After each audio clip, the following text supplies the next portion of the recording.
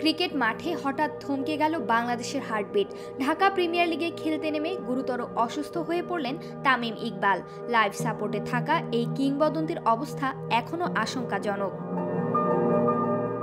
Match শুরুর আগেই বিপদ।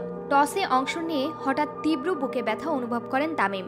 মাঠেই জরুরি প্রাথমিক চিকিৎসা, তারপর ফজিলাতুন্নেসা হাসপাতালে অ্যাম্বুলেন্সে করে স্থানান্তর।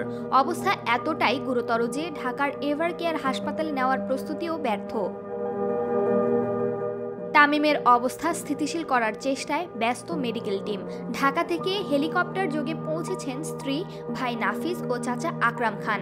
বিসিবি পরিচালকদের জরুরি সভা স্থগিত, সবাই ছুটেছেন সাভারে। মোহামেডানের অধিনায়ক হিসেবে টস করেছিলেন তিনি, কিন্তু ক্রিকেটের চেয়ে বড় হয়ে উঠল জীবন মরণ লড়াই। এই অবস্থায় বিসিবির জরুরি বোর্ড সভা বাতিল। ক্রিকেট প্রশাসনের শীর্ষরা এখন হাসপাতালে। তামিম শুধু ক্রিকেটার নন, বাংলাদেশ ক্রিকেটের প্রাণ। তার অসুস্থতায় কাঁপছে গোটা জাতি।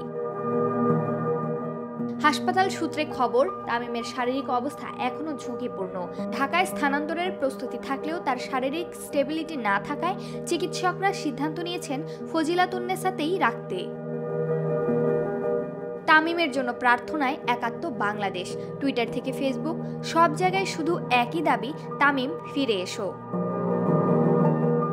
যে ব্যাটার অগ্নি পরীক্ষায় টিমকে জেতানোর স্বপ্ন দেখেন, তিনি কি হার মানবেন এই যুদ্ধে? ক্রিকেট মাঠের এই যোদ্ধার জন্য গোটা দেশের প্রার্থনা, ফিরে আসুক সুস্থ হয়ে।